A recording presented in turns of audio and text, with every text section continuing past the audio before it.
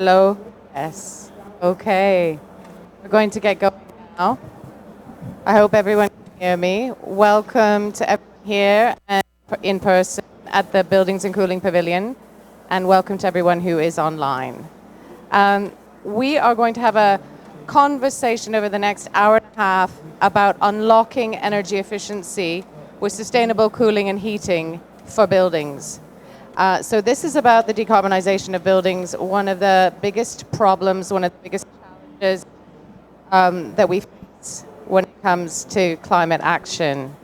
My name is Erin Gill, and I will moderate this session. I just give you a little bit of information about how we'll run the session, and then we'll get into it. We'll have 3 speakers initially, and I will introduce them in a moment. Then we will move to what is often called a fireside dialogue, but it's very, very warm in this pavilion, and we would rather call it a refrigerator. We would like to imagine ourselves as being in a freezer right now, because we aren't. So we're going to have a dialogue, and then after that, we will have a panel. So there will be a Q&A. So please be prepared. There's 3 sections to the session, and we'll keep to time. So I would like to begin by inviting Mr. Hongpeng Lu to speak to us briefly.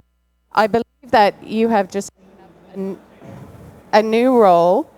You're leading the mitigation branch at UNEP. And so the energy efficiency of buildings is something that is important to you and is within your remit. Please. Thank you. Thank you so much. Can you hear me? Can you hear me? Maybe I use your, sorry. Hello? Okay, great. Thank you so much. Good afternoon or good evening to all colleagues. Thank you so much for coming. I actually started my career from building sector. It's just so nice to be here to work with all of you. And yesterday we were here we call building and cooling pavilion. So we keep building and keep cooling, huh? So we finally finished all the building thing, but we need to keep cooling every day. We need to work together more.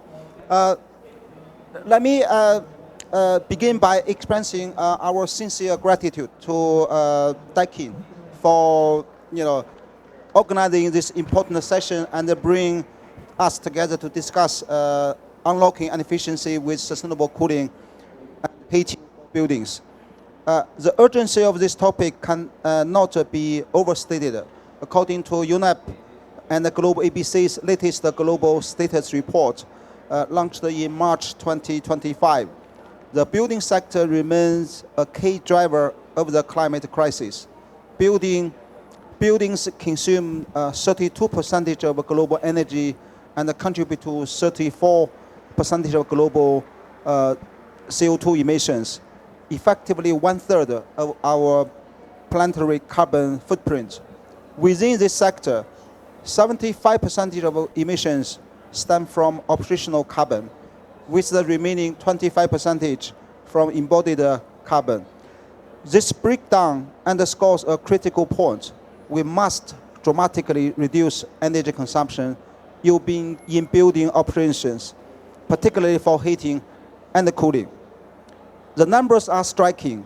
HVAC systems alone account for 38% of total building energy consumption worldwide, equivalent to 12% of all final energy use globally.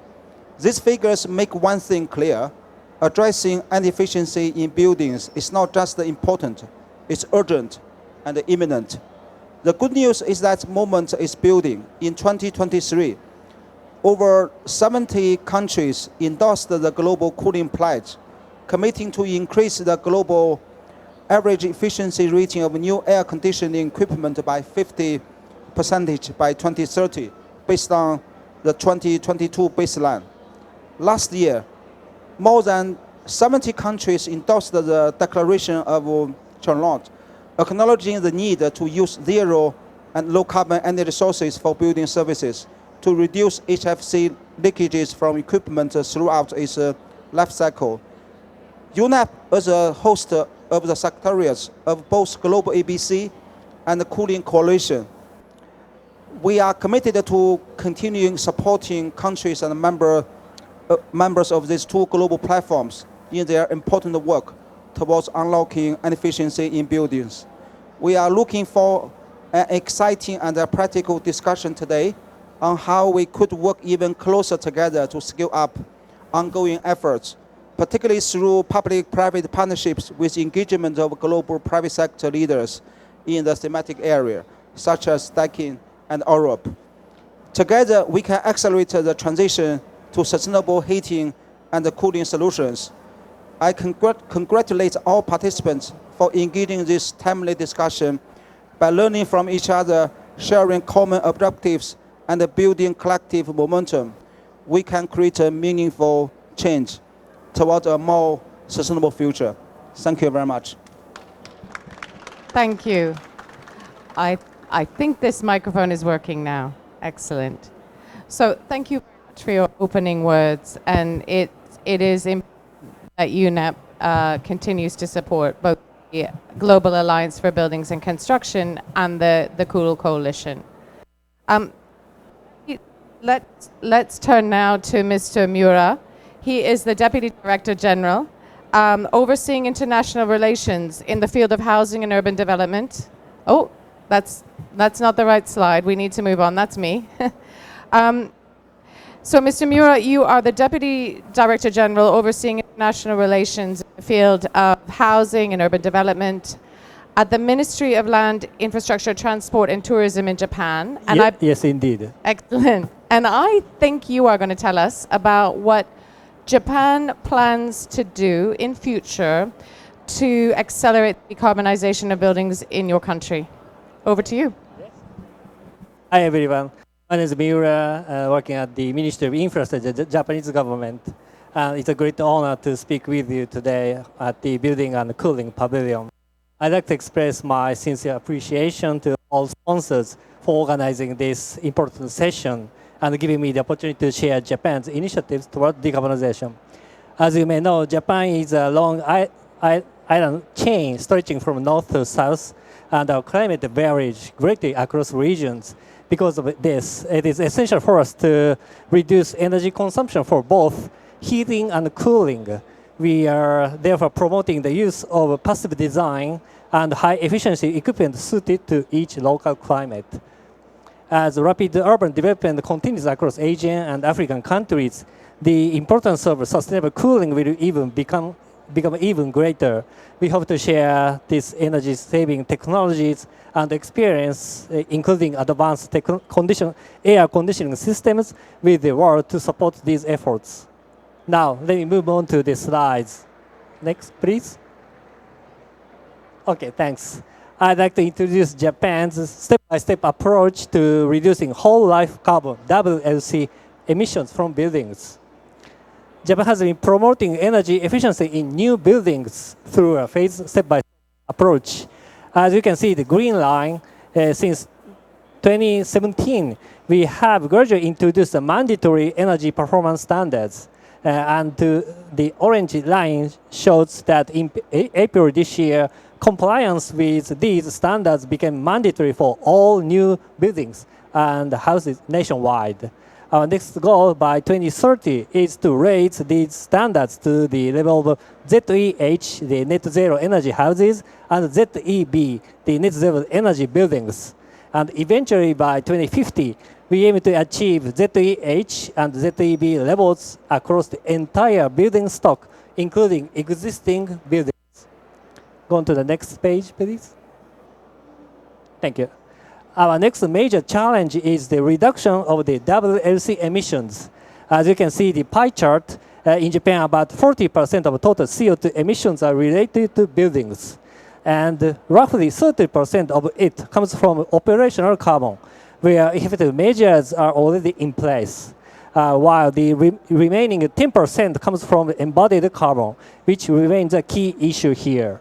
reducing embodied carbon requires a life cycle approach that is emissions from materials and equipment production through to construction, use, and even demolition. On to the next, please. Yes.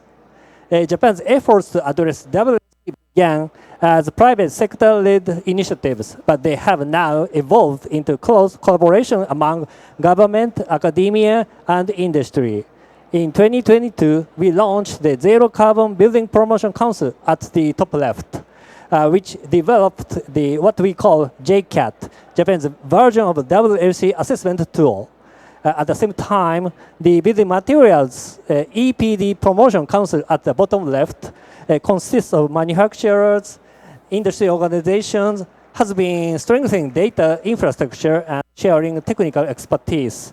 Furthermore, the interministerial liaison meeting at the top right, bringing together 7 ministries, agreed in April this year on the basic concept for introducing a national WLC scheme by fiscal year 2028. Following this, in June, the government established the committee at the bottom right for promoting WLC assessment to design the scheme and the roadmap in detail. I'll go into a bit more detail about this committee on the next slide, please. Yes. The committee consists of 18 experts from diverse fields, including academia, developers, designers, builders, equipment manufacturers, and financial institutions, together with representatives from 4 ministries. In addition, 62 industry associations are participating as observers. Through this committee, we aim to promote building design that contributes to energy efficiency, decarbonisation, and the circular economy while driving innovation in low carbon technologies and materials. Moving on to the next, please. Yes. This committee is currently discussing 3 main components of Japan's upcoming WLC policies. Please take a look at the top of this table.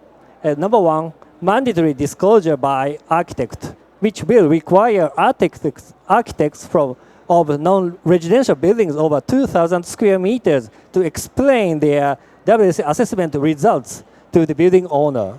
Number 2, mandatory reporting by building owners. This will require owners of offices larger than 5,000 square meters to submit assessment results to the government. And number 3, third-party evaluation and labeling, which aims to establish an independent review and certification system. These 3 pillars will build the foundation of Japan's WLC framework. Next, I'll explain the timeline for how Japan will move these policies forward. The roadmap shows Japan's characteristic step-by-step approach. I'd like to explain the introduction of new regulations and the certification system here. Step 1, conduct WLC assessment and promote voluntary reductions with formal system starting in 2028. Step 2, expand the scope of reporting and implement additional reduction measures within about 5 years after step 1. Step 3, strengthen reduction requirements across the entire industry. When introduced a step-by-step approach, it is essential to visualize timelines so that all stakeholders can move in the same direction. Going to the next, please. Yes. This roadmap also outlines support measures and WLC assessment including pilot implementation of WLC assessments in national public buildings. To ensure the effective implementation of these new initiatives and optimal balance between the regulatory frameworks and supportive measures is crucial. With this roadmap as our guide, we'll take steady, planned action to reduce WLC emissions. I have shared Japan's latest efforts toward reducing whole life carbon in the building sector. However, this is not something any country can achieve alone. Global collaboration is essential. That's why today's discussion among distinguished experts and representatives are so important. I truly hope that the knowledge shared here will accelerate collective action toward a decarbonized and resilient built environment. I look forward to engaging discussions by the speakers here and learning from the innovative efforts taking place at the forefront of the industry. Thank you very much. Thank you. Thank you so much, Mr. Miura. I think that what you've just described as Japan's plan should inspire some other nations because you are taking, as you said, a characteristically step-by-step approach, or that's what your intention is, and that you will standardize and make sure that everybody is taking the same approach. This would really help enormously a sector that has high emissions and a high level of fragmentation. Super. Let's move on now to Mr. Shimada, who is from Daikin Industries. Sure, if you'd like to, but please remember we will be taking a photo in a moment. I would like to introduce Mr. Shimada, who is from Daikin Industries. He is a member of the Global CSR and Environment Center. And he is going to take a look at how we think about sustainable cooling and heating technology. He's going to set the scene for us before we move into the fireside dialogue. This is Shimada from Daikin Industries. I'm honored to help set the scene for today's session. Next slide, please. So a building accounts for 37% of global emissions, and 70% of that is operational carbon emissions from energy use during building operations. So reducing operational carbon is one of the fastest and most effective ways to cut the emissions today. Next slide, please. So let's look at how energy is used in the buildings. In Japan, for example, cooling and heating account for nearly 40 to 50% of the energy used in the building, followed by lighting and outlets. And in the United States, over 50% of energy consumed in commercial buildings goes to space heating, cooling, and ventilation.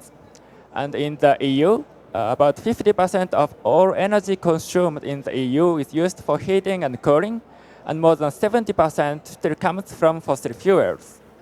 So this shows us that electrification and improving energy efficiency are the key to lowering emissions in the building sector. Next slide, please. There are solutions like insulation and windows. But let me share one example, heat pumps as a solution. So you can see on the left side, heat pumps can significantly reduce emissions compared to gas boilers and furnaces. And the emissions can be reduced up to 80%, depending on the region. And the right graph shows the projection of CO2 electricity emission factors toward 2030. And as the electricity becomes cleaner, the heat pumps can be more climate-friendly solutions in the future. On the other hand, if fossil fuel heating systems are installed today, they will lock in high emissions for many years to come. So next slide, please. And in reality, the market tends to be dominated by low efficiency and high emissions products. And so we need the market transition, a shift to lower carbon solutions, while ensuring building resilience, safety operations, affordability and consumer acceptance, and comfort and well-being, etc. And the low carbon solution already exists today, but the real challenge is meeting all these requirements at the same time. And also, when it comes to maximizing the impact of emission reductions, the building designs of energy net zero emissions building design in new and high-end buildings are important, but also the opportunities lies in implementing effective measures in across a wide range of existing buildings. And market transition must be supported and guided by a policy framework which facilitates sustainable choice and encourages people to select lower carbon emission solutions. So the path to building decarbonization is both urgent and complex. So that's why today's session is so important, and I hope that discussions and insights from today's dedicated speakers will provide valuable guidance and inspirations for everyone here today. Thank you. Thank you. Thank you. I'm not sure. Is this? Yes, it's now working. Thank you very much. Thank you very much, Mr. Shimada. That was a very good overview of the situation that we face. We need to decarbonize the operational phase of buildings, and we need to do it through good design as well as efficient equipment and good operations. So what we are going to do now is we're going to shift to what people call the fireside chat. But it's an increasingly difficult term for us to use. We're going to move to that chat. Before we do that, we're just going to quickly take a photograph of everyone who is going to be participating in the session so that if anybody does need to leave who's been speaking earlier, they can do so. So we're going to do a quick, everyone who's participating in all three of the sections, please come up, and then we will move to the fireside chat.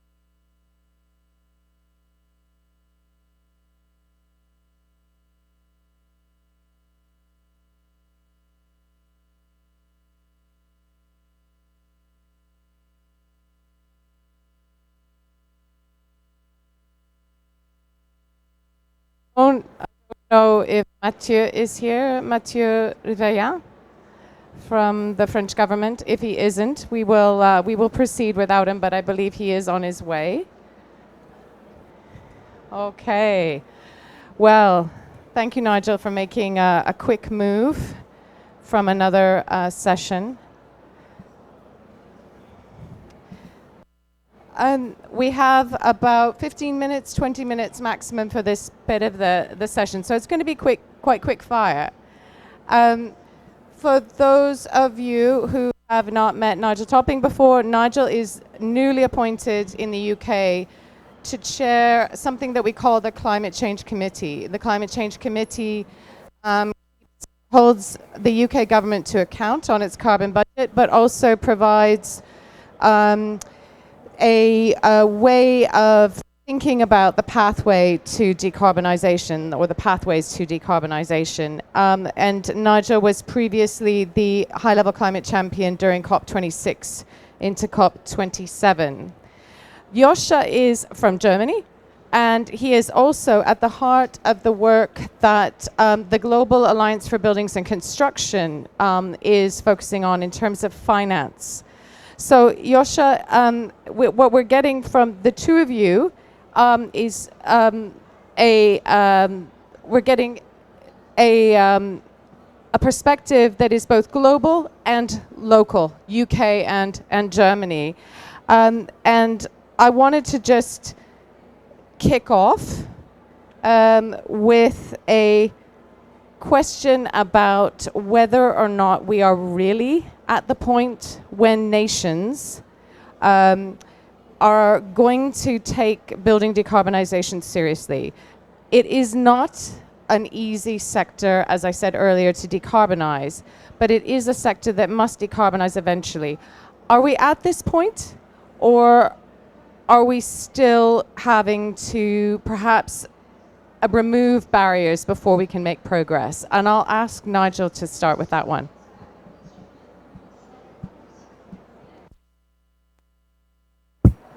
Okay, thank you. Well, I think I think it will depend. But I think in the UK's case, absolutely yes. Well, the maths is quite simple. We have decarbonised our power sector, which most people obsess about, by 85% since 1990. We've removed coal completely. We burned the last lump of coal on September 24th last year, and we've installed a lot of renewables, particularly offshore wind. The power sector in the UK is the 6th highest emitting sector. Then agriculture, then aviation, then industrial heating, then domestic heating, and then road transport. But we know how to deal with road transport. It's really easy. It's happening. For the last 2 months, more than 50% of the vehicles sold in the UK have been either full electric or hybrid electric. So, and we're very confident in our modelling with the very predictable cost down of batteries continuing, that we'll be at about 95% consumer uptake by 2030. The government's got some good mandates in place and some. The reason I say yes is because it's therefore the top of the list. It's the highest sector that we're not making good progress on so far. And in the UK, we have very low penetration of heat pumps. And that's why for the last 2 years, our number one piece of advice to the government when we hold them accountable to progress has been fix the ratio between electricity prices and gas prices. Because as we know, trying to look on my app, my heat pump's running at about 500% efficiency at the moment. It's relatively warm. The efficiency goes down as it gets a bit colder. But we have 3 to 4 times the efficiency. But if the gas prices are 3 to 4 times cheaper, then you don't get any bill benefit. And so we have in the UK for years put more and more levies on our electricity bills through this austerity period to try and avoid putting those costs on general taxation. That has to change. We're waiting for a warm homes bill, which will come out this side of Christmas. And if we don't see that change, we'll be very vocal about the government not putting in place policies which will deliver the decarbonisation of the built environment that we need. Great. That is encouraging to hear. And I really hope that the UK government does decide that it will commit to taking building decarbonisation out of the too difficult box. Joscha Rosenbusch, I wanted to turn to you. I know that as co-secretary of the Partnership for Energy Efficiency in Buildings, one of the things that you do focus on is the way in which low carbon solutions for buildings can be made accessible, supported in the Global South. Do you feel that this is the high emission buildings are kind of a problem that the Global North created, therefore it's the Global North's responsibility to take action? What's your perspective on where responsibility lies here and how the development of buildings in the Global South can be supported in a low carbon fashion? Yeah, thanks, Erin. So first of all, I think it's a quite political question that you're asking, and this is the whole reason why the UNFCCC has been created, and we are here at the COP to discuss exactly this. No, the international cooperation around climate, which includes buildings increasingly. So definitely, there's a responsibility of the Global North, as you want to call it like this, to support and the transitions, not only domestically but also in developing countries and emerging economies. What we observe is there is certainly a will to increase this and stronger engage with this. So as you mentioned, I'm co-chairing the Global ABC Finance Hub. It's a place where The members of the global ABC that work on finance meet. We try to coordinate our activities and also come up with joint actions to push the sector along. And we are also facilitating the buildings breakthrough activities in the investment and climate field. Yeah? So maybe some things that we have been working on over the last year basically was to develop a framework on how countries, developing countries and emerging economies can develop a green building finance roadmap. We developed a blueprint for this and are now following up with in-country implementations with the first countries who are picking up on this. And we also identified a key need to strengthen stakeholders in developing countries, mainly in the financial system. So talking about development banks, public development banks and financial institutions on the national but also on the subnational level. And we have launched an initiative of strengthening these banks by developing a handbook for them on the capacities that they would require, but also on developing a path, a plan to accelerate solution as part of the COP30 action agenda, which we submitted and was accepted and will be published, I think, in one of these days. And here, what we are trying to do is we are trying to team up with the Financing in Commons Summit, which is this global alliance of development banks from multilateral to national to subnational level, because they are developing also a coalition on energy transition, and we want to plug in with the expertise that we are mobilizing within the Finance Hub to work jointly with them. And there's another, let's say, another plan to accelerate solution from another member of the Climate Hub, of the hub, which is from the Green Finance Institute, that will be working on a global property-linked finance initiative. Yeah. So at PEEP, which is basically, my employer, it's a program that, PEEP stands for Partnership for Energy Efficiency in Building. It's a German-French cooperation where the German government and the French government are cooperating. It's implemented by the German GIZ and the French AFD. So we are providing support for the framework conditions in the developing countries, and also investment into green buildings. We are in GCF program, so we are implementing GCF funds, which is relatively rare. If you look to the GCF portfolio, there are not so many programs that are actually funding green buildings. I think we should collectively try to change this. Yeah. First of all, we need to make sure that the international climate finance that is provided is growing, and this is the so-called path from Baku to Belém, how to mobilize the trillions that are required. And we already know from the commitments that have been made in Baku that the funds, the global funds like the Green Climate Fund, they will grow in the numbers. So I think, as implementers of projects, we have a certain responsibility to also develop structures that can stomach these climate finance that will hopefully eventually flow and also be effective in this area. And sorry, I just want to finalize with some observations of the global financial support that is provided. We, in the context of the Buildings Breakthrough, there was a study conducted recently. It's not finished yet. We wanted to launch it here at COP, but somehow it didn't happen. But there are some insights that are quite interesting. Yeah? Globally, it's far too little and far too less targeted, the global finance that is provided. We see that there's a tendency to prioritize mitigation over adaptation in the building sector, which is something that we should also consider to develop new approaches to address properly adaptation in the building sector, which is a huge challenge also in hot climates, obviously. Then if you look into the portfolio of what international facilities are deploying, you have a strong focus on East Asia, on Northern Asia, if you want, and East Europe. So where basically the heating topic is the most relevant, and renovation is the most relevant. But we all know that most of the buildings of the future will be built in hot climates, where the cooling is actually the demand that is driving the energy consumption and also the climate effects. Yeah? So some elements that we could also try to address here.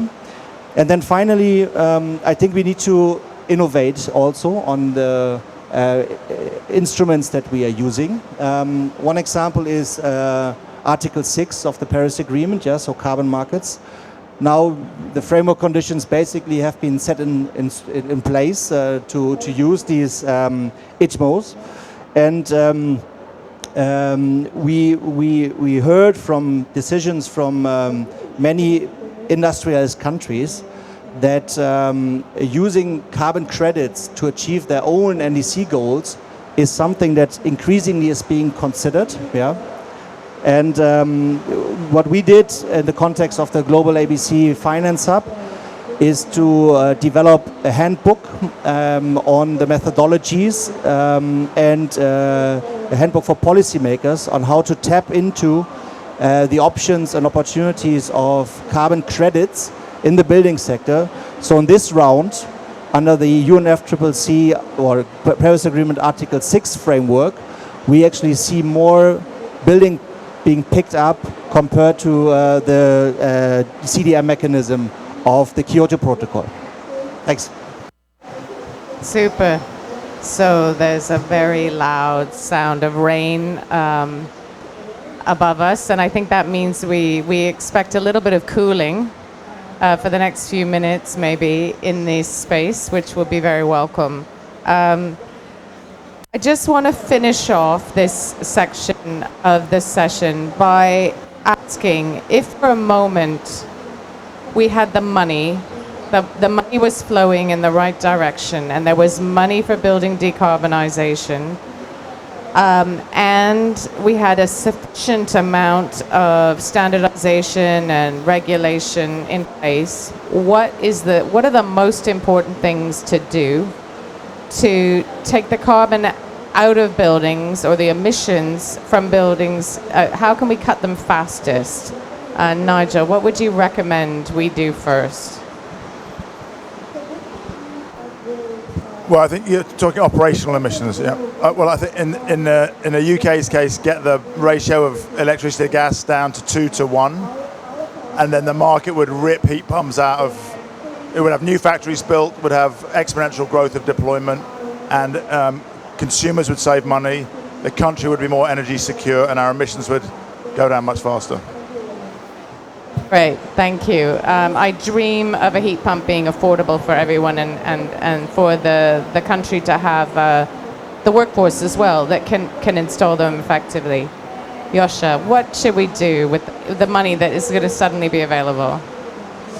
Yeah, I mean, I think the money should be used to mobilize the investment that's already active in this sector, right? I mean, buildings is a highly invested sector, so I think retargeting or redirecting the investment flows that are actually happening into green buildings would be the most relevant thing to do. And I think the right instrument is policy and regulation, to be honest. I mean, on the finance side, you can innovate a lot of things, but in the end, it's the policy and the regulation that is calling the shots.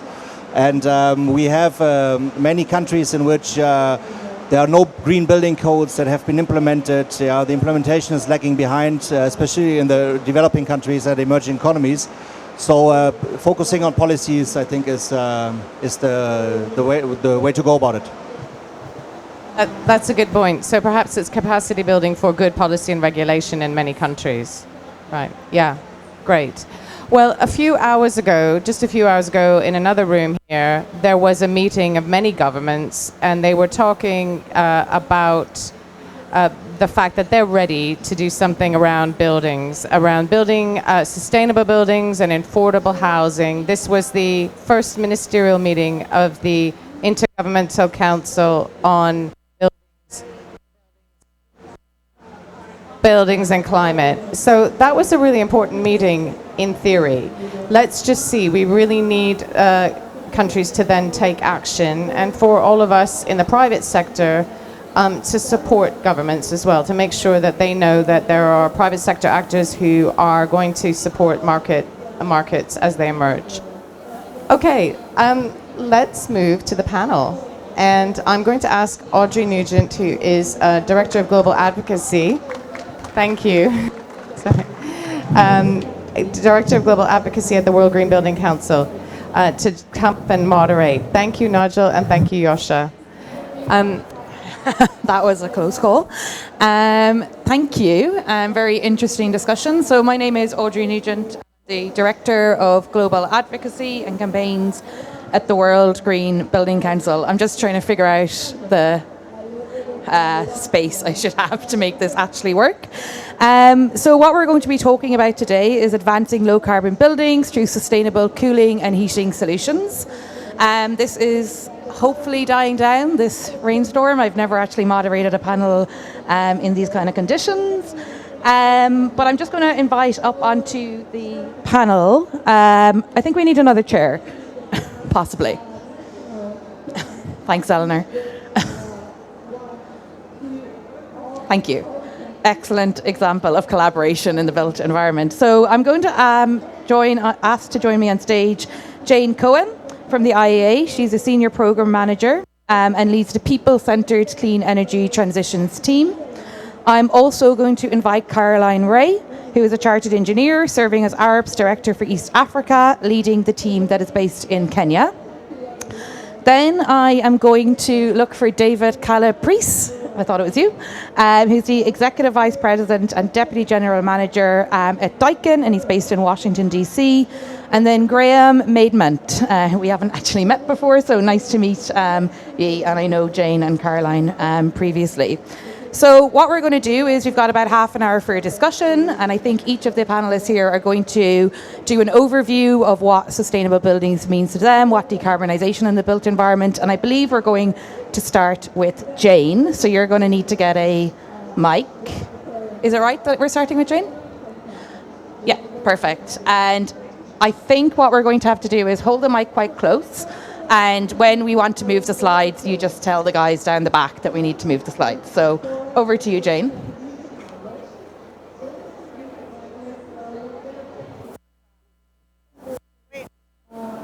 Now, can you hear me?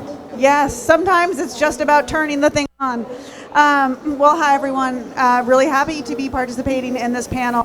And to the question of what does carbon reduction in the built environment mean to me, let me just say that Audrey and I just realized that we were on a panel together last year at COP, but in the health pavilion.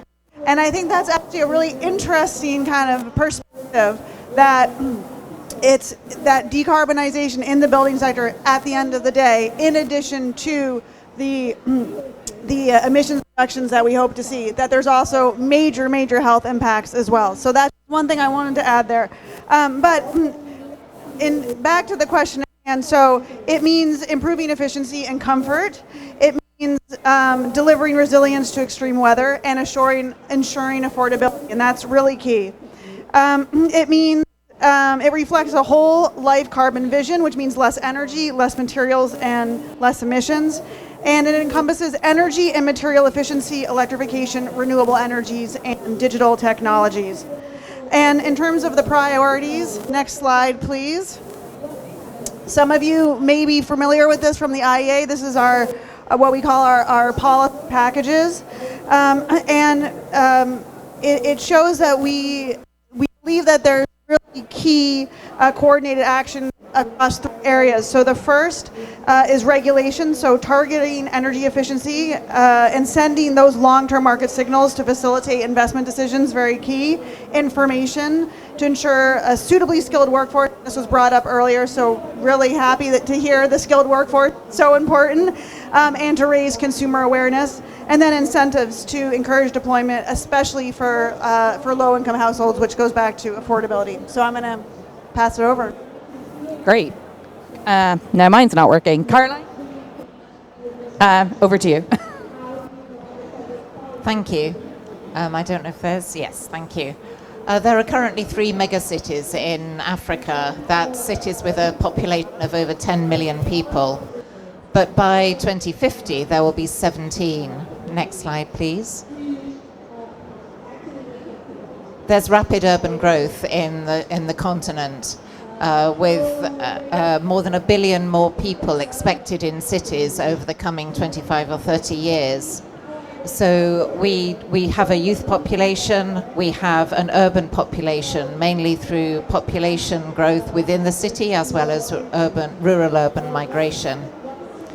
Meanwhile, next slide, please. The climate shocks and stresses are growing. We have more and more impacts each year and less opportunity to cope with the rising temperatures and the changes in rainfall patterns. So what are we going to do in the built environment in Africa? The question of can we just build nothing? Can we just reuse building stock doesn't exist for us. We have to make sure that we're building better instead of building nothing. So how are we going to? That's the context from which I'm speaking today. Thank you. Great. Thank you. David. Well, thank you very much, and really appreciate the opportunity. If we can go to the next slide. As mentioned, I'm with Daikin, and I work in our Washington, D.C. office and follow regulations, policies with the U.S. government, Congress, and states. And it's kind of an interesting time now, as you might imagine, dealing with some of the issues. From Daikin's standpoint, we like to look at this challenge mostly about some of the core technologies that can be deployed that can help with some of these issues. So, for instance, heat pumps. Right now in North America, in the United States, we're focusing on deployment of heat pump technology as a replacement of fossil fuel burning gas furnaces or gas oil burners or oil boilers. And that's really key because as we replace that stock, we're going to bring down the carbon footprint dramatically. And actually in California, that's a big focus. We have California has a 6 million heat pump goal, and Daikin is committing to make up 1 million of those, that deployment in the state. The second part of our focus is on inverter technology. And inverter technology essentially is a variable speed compressor. So when a heat pump or an air conditioner operates, traditional systems in the US operate at one speed. They're on and they're off. Not great for comfort because if it gets hot or cold in the house, it turns on, heats up or cools down, then it turns off. It's like in your car, slamming on the accelerator, slamming on the brakes. An inverter system provides much better comfort, but most importantly, tremendous efficiencies. In the startup phase, in the use phase, it is at a much lower level of energy use. Also can allow for less material going into the product, making the product smaller, which has a number of other benefits. And lastly, can help with the stability of the grid. As we start looking at AI and data centers and more demand on the grid, a variable speed heat pump can modulate depending upon the needs and can modulate depending upon the strain on the grid right now. The other part of our strategies is with the refrigerants. Now the refrigerants, if you don't know, are like the blood, the lifeblood of a heat pump or an air conditioner. And with that, what Daikin is focused on are the low global warming potential refrigerants. R32 is the one that Daikin has chosen. And that refrigerant has a number of benefits. In addition to being lower global warming potential, it has higher energy efficiency. And then lastly, I'll just say policy prescriptions, and a few of them are on the slide here. Incentives, as was mentioned by others, are very important. Reclamation and recovery, that's another issue. If we can find ways of recovering refrigerants at the end of life and then reusing them, that is another very, very powerful way to bring down the carbon footprint of our products. So I'll leave with that, but I'd be happy to talk some more about some of these issues. Great, thank you. And Graham. Hi everyone, I'm Graham from the UK and I'm really, really lucky. I've got 4 jobs. One salary, 4 jobs. I'm here representing the International Institute of Refrigeration and the Cool Coalition, which I volunteer for. But I also represent the UK government, and for many years I've been an academic at London South Bank University. And as academics, sometimes we do experiments. And rather than me telling you about myself, I wanted to give a bit of a quiz for you. It's an experiment, but it needs your participation. Are you with me? Okay, that's good. Okay, if we go to the next slide, please. Okay, we'll see how this goes. The animation, go to the next one. Okay, so keep going all the way through. Next one. Next one. Next one. And next one. Okay, we'll stop there. Okay, so we've got 5 questions. First question, what happened on the 5th of September 1983? Okay, we'll hold you there for a minute. What does the UNEP-led CC stand for? Okay, acronym GCP means what? GCP or 5X means what? And the final one, what happened in the UK in July 2022? Now, are you with me with this or not? You are. Okay, so does anybody think they've got 5 answers correct? Anybody think they've got 1 answer correct? Okay. So I think I need to stand up and ask the audience if that's allowed. Okay. So I'm over to here. What was the answer you wanted to give? So I think that number 2 is the Cool Coalition. Yes. I think I know what the next one is, but I'll leave somebody else to say it. Okay. Is that the Global Cooling Pledge? So number 3 is Global Cooling Pledge. I'm not sure I know the others. Anybody else for any of the others? Okay. Eleanor? You got one? I think we have a hand up. Go on, please.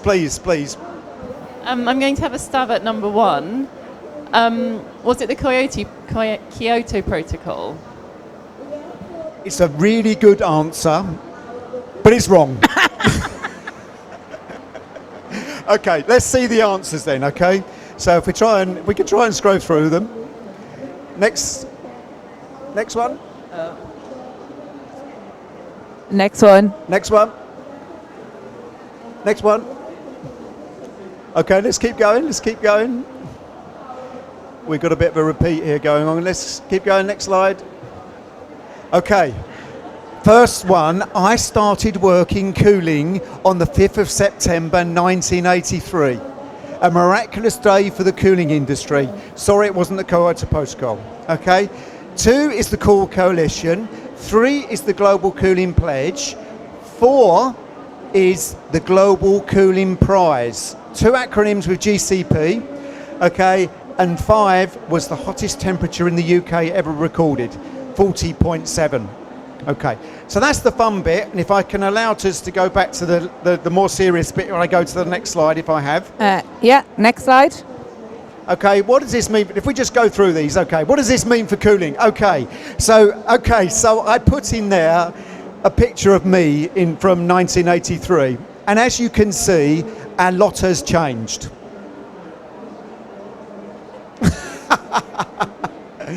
A lot has changed, but a lot has changed in cooling since 1983. Massive amount have changed.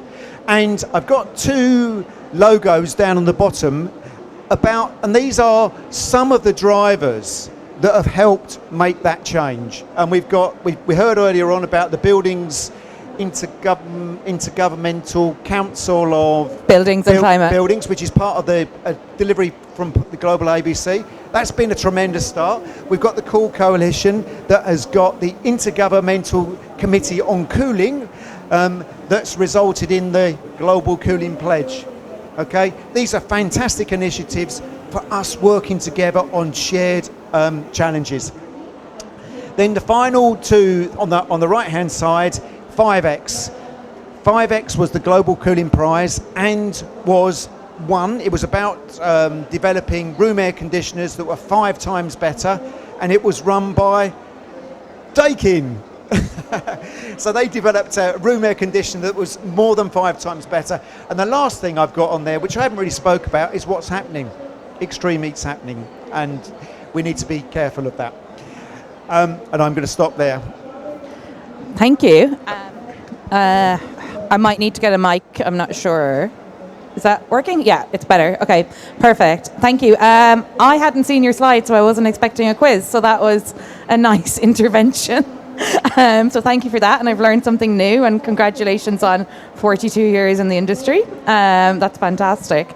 So maybe we'll just kind of zone a little bit back out, and I'll bring Jane maybe back into the conversation. Obviously, it does seem quite topical that we're talking about sustainable cooling and heating. I'm trying not to make a joke about it, but I guess what I'm interested in is from the IEA's perspective and the analytical insights that you guys have.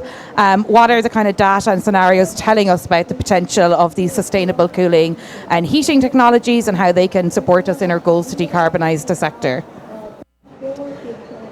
I think you just need to go like that, basically. Oh, there we go. Okay, great. I have a new lease on life after that quiz, so thank you for that. And I think it's totally appropriate to make a joke about needing sustainable cooling right now, since everyone is near wilt. But so in terms of the IEA analysis, and I think I'll just plug quickly that our energy efficiency market report will be coming out on November 20th. A lot of really good information in there, and I know many of you follow that year to year.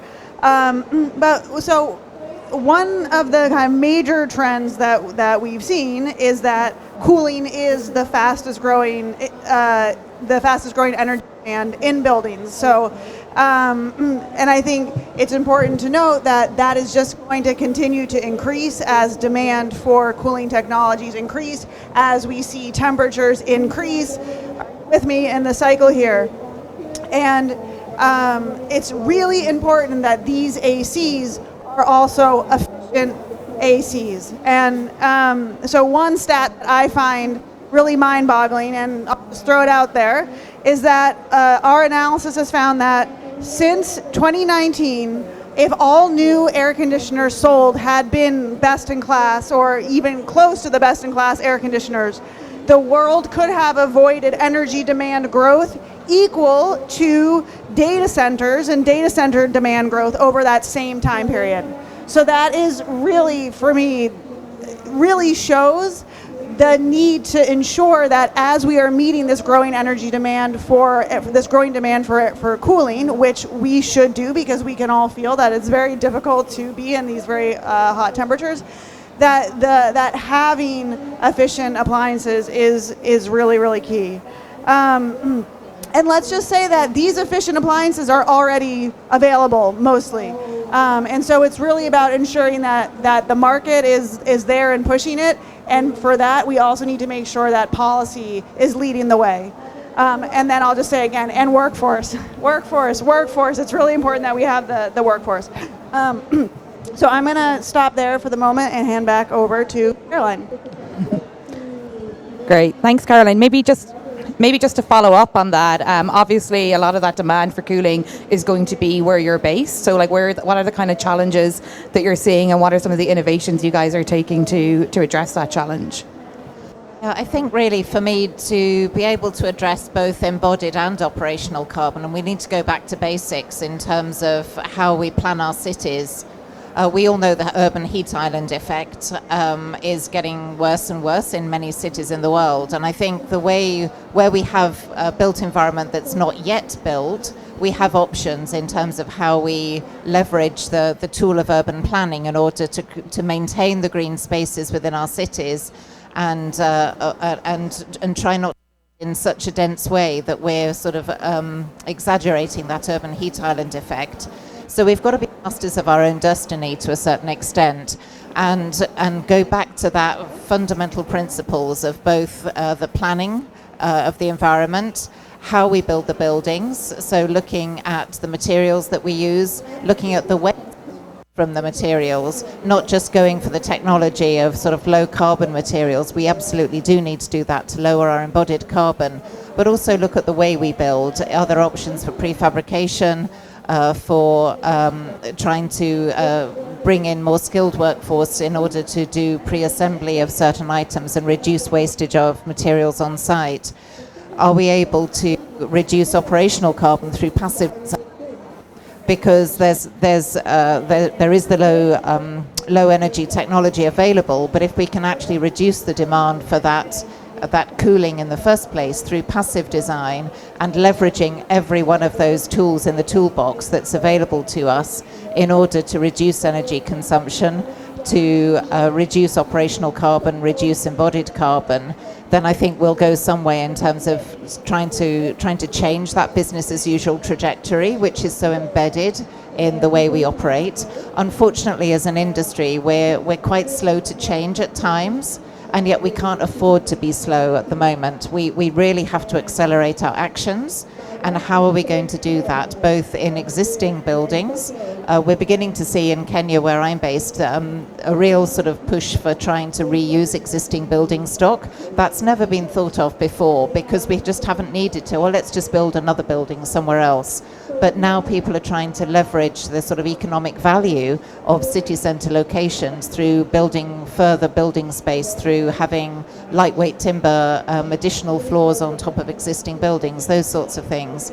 We need to try and use every tool in the toolbox and work together both from the initial planning, city planning scale, town planning scale, zoning, all of the policy and regulation environment to tackle both embodied and operational carbon, so that we're not reinforcing the problems that are already there by having too much built surfaces, too much surface water runoff, urban heat island effect, as I've mentioned before, so much waste, circular economy opportunities. There are so many tools in the toolbox nowadays, which we perhaps didn't understand when our cities first began to be built, maybe 60, 70, 80 years ago. So when we're building that future city, are we going to just do the same again? Or are we going to change the trajectory? Great. And I think that's really fitting with the theme of this COP, which is, the solutions exist. We just need to scale them and focus on implementation. And I think that's really, really important. And speaking of solutions that exist, David, maybe I can bring you in and get your perspective. We've been talking a lot in our networking and chit-chatting with people about comfort. And obviously, I'm interested from your perspective, how do you see heating and cooling technologies contributing to not just the decarbonisation, but also our comfort as humans and how important that is from Daikin's perspective? Yeah, I think that as you address that we have this kind of paradox right now. We have a growing desire, growing need for heating and cooling and heating. And as a result of that, that's creating a situation that as Daikin, we really feel we need to address.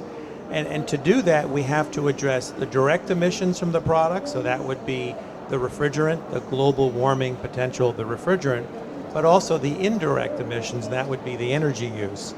And there are a lot of challenges with addressing both, but I'll just focus on the indirect emissions.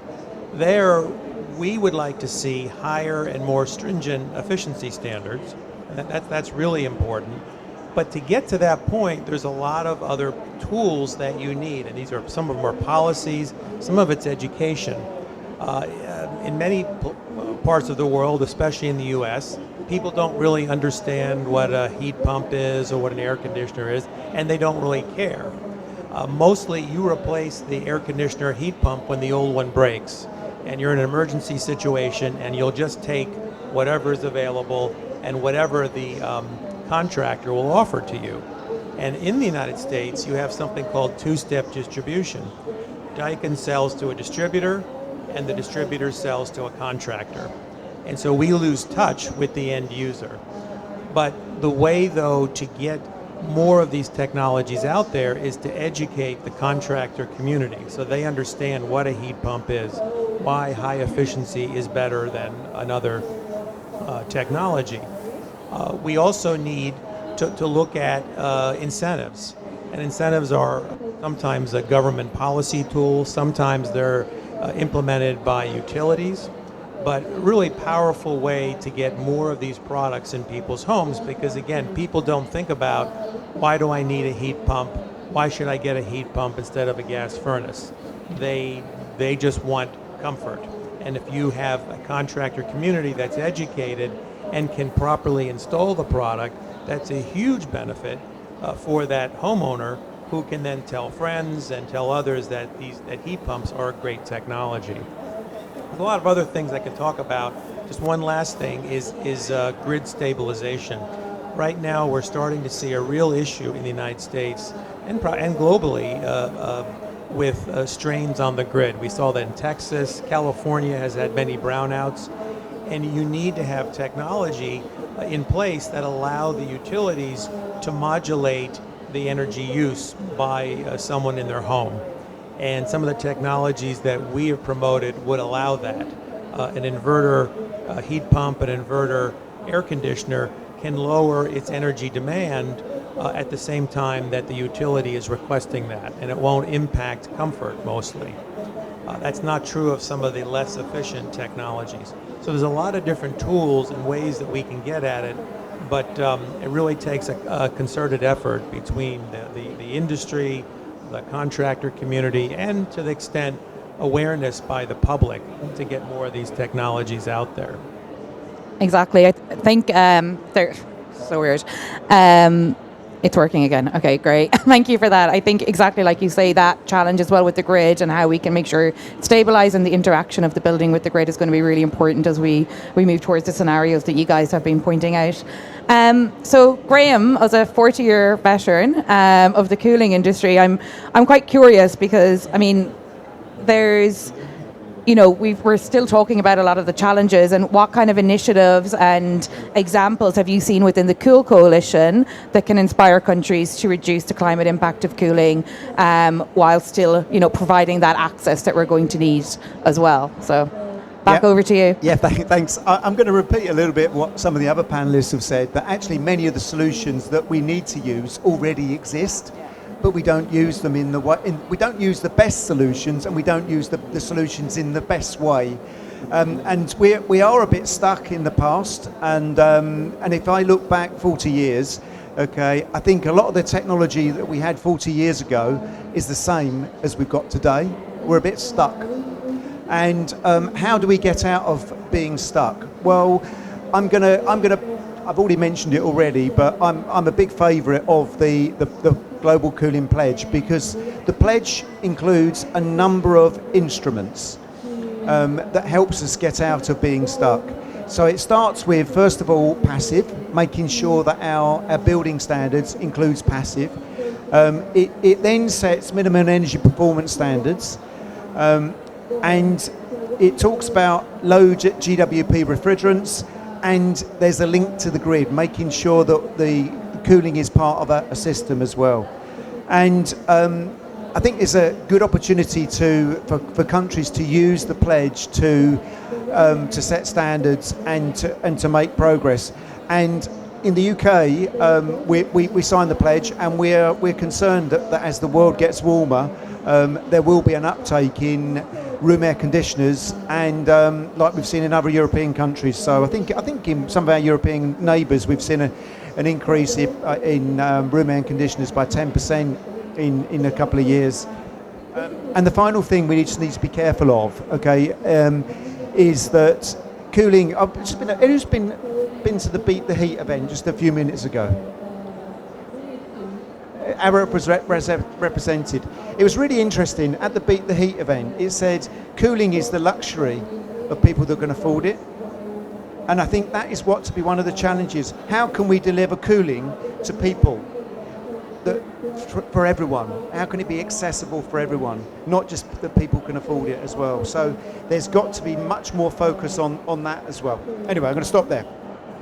Great. I think we might have time for one or two audience questions. Is that right, Erin? Anyone want to be brave enough to put their hand up and ask our panelists a question?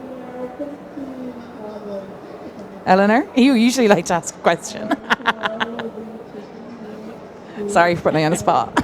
Yeah, I actually don't have a question prepared. It's been a really, really good discussion. So I guess I could say, if there's one thing that could come from this COP that you think would accelerate the change that you all want to see, what would it be?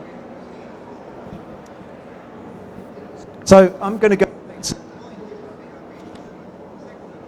No, it's not. It is working. I'm going to go back. Do you have this one? Yeah, that's okay. I'm going to go back to the Beat the Heat event that I've just been to. Okay, and normally at COPs, it's full of the most important people from central government, and which is good. It's good to have them there, but I think we also have to have people on the ground that are delivering. And for me, it was great to see so many mayors there, and the cities. Their things are going to be delivered. They've got so much power to make this happen. So engaging with people on the ground is great. It's fantastic, and I think this will be one of the main successes of this COP. So I don't know if there's anyone from Brazil here, but you know, it's tremendous. Well done, David. And I would say, you know, the phrase decarbonization has a lot of different meanings, and to the everyday user of air conditioning and heating products, they don't really know what it is or understand it. I think, though, that besides all the benefits to the environment, to the climate, there are tremendous benefits to the user of a product that is decarbonized. Comfort, energy conservation, energy efficiency. When we talk to some policymakers in Washington, we like to talk about energy resilience and energy security. And that's different in a way than energy efficiency. And it's very appealing to some that we can make ourselves more resilient and more secure. And I think if that message can get out, that could be helpful for our efforts to design decarbonization policies.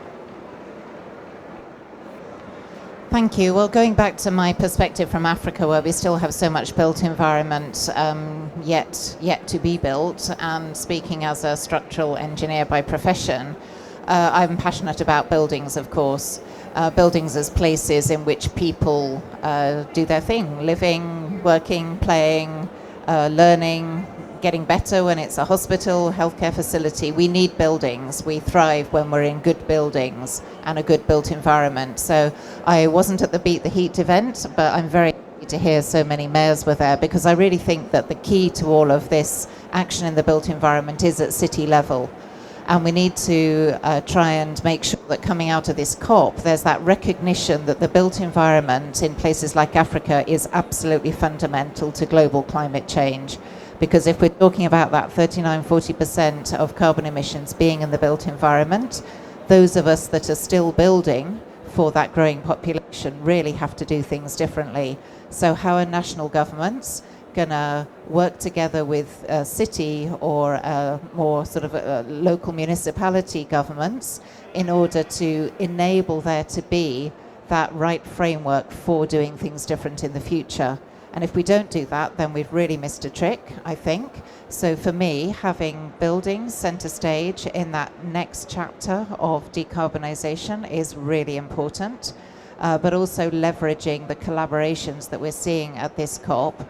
I was very, very fortunate to be at the ICBC ministerial meeting earlier today, and it's great to see so many countries signed up already to working together on decarbonisation of the built environment. I hope that that room is packed to overflowing in whatever the equivalent is in a year's time, so that every country has signed up to that, and that really the built environment, buildings, is centre of the conversation today.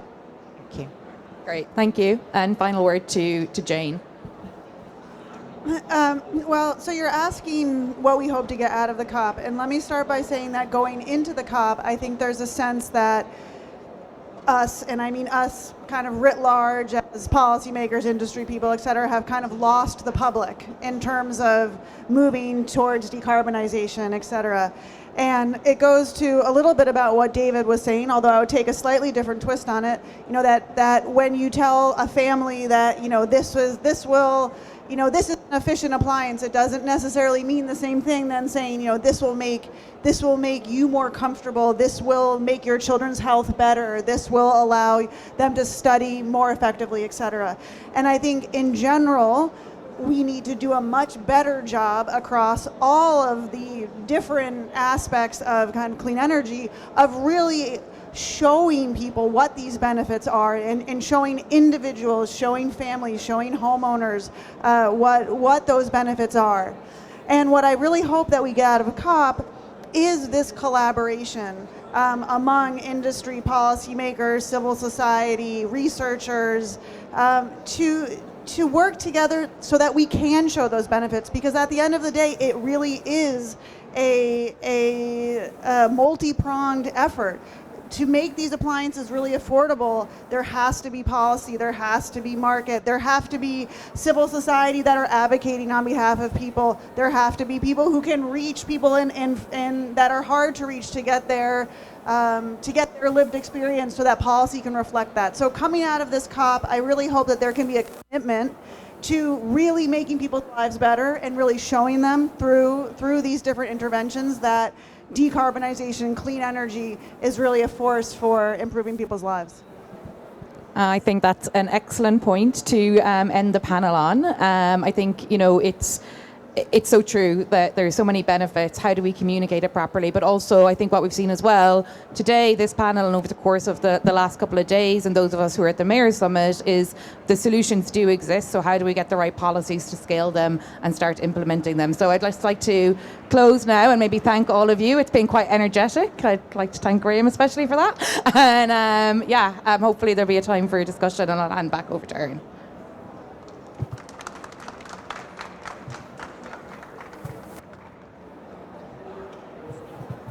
Thank you. Before we finish the session, I'd like to invite Mr. Saiwe from Daikin Industries to join me. Mr. Saiwe leads Daikin's Tokyo office as well as its global CSR and environment office. He's been listening carefully, and he would like to make a couple of closing remarks. From my perspective, the thing that I heard very clearly is that we should not give up.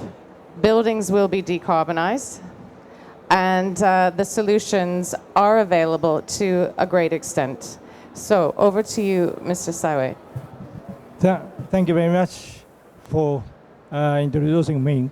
My name is Sawai. I'm in charge of sustainability of Daikin Group. Can work? It's work? Yeah, okay. I'm in charge of sustainability of Daikin Group and also the public relations. Today, ladies and gentlemen, good evening, and thank you for staying with us until the end of today's important session.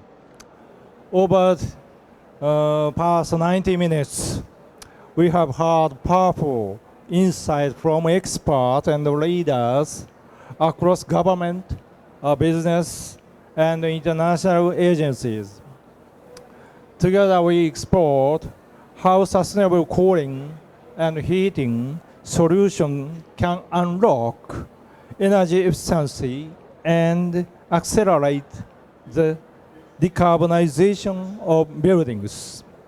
The importance of addressing embodied carbon is increasing, but operational carbon is still a major challenge. But as we saw today, it is also a great opportunity. Most of these emissions come from daily operations, heating, cooling, lighting, and more. This means that improving energy efficiency and switching to clean technology can make a big difference. And we can do this while improving comfort, health, and productivity for people around the world. At Daikin, we are committed to supporting this transition. One of the most promising solutions is the electrification of heating and cooling. Heat pumps, for example, offer high efficiency and low emissions, especially when powered by clean electricity. In addition to equipment efficiency, it is increasingly important to reduce the additional air conditioning load caused by ventilation.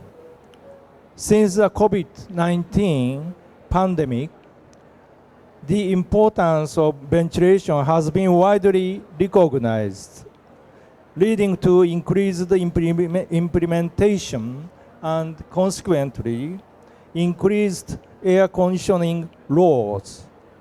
At the Japan pavilion, Daikin is showcasing temperature and humidity optimization control systems that integrates air conditioners and energy recovery ventilators as a solution, which achieves significant energy savings. If you have a time, we warmly invite you to visit our Daikin booth at the Japan pavilion. However, we know that technology alone is not enough. We believe that technology, policy, and collaboration must work together to create buildings that are not only low carbon, but also comfortable, safe, and affordable. I was especially inspired by the voice from East Asia, East Africa, Europe, USA. Each region has its own challenges, but also its own strengths. We must learn from each other and work together. Let me close by thanking all the speakers, organizers, and participants. Your passion and ideas give us hope and direction. The time to act is now. We cannot wait for perfect solutions. We must start with what we have, improve as we go, and keep moving forward. The building sector can and must be transformed, and together we can make it happen. Thank you again to all speakers, organizers, and participants. Let's continue to this journey beyond COP30 with action, ambition, and collaboration. Thank you very much. Thank you. Thank you. I'm not sure this, maybe they've cut us off. There we are. Thank you so much. And I think that we should just remember what you've just said. Let's keep going, working together. We will transform the buildings sector worldwide. We'll do it. Thank you.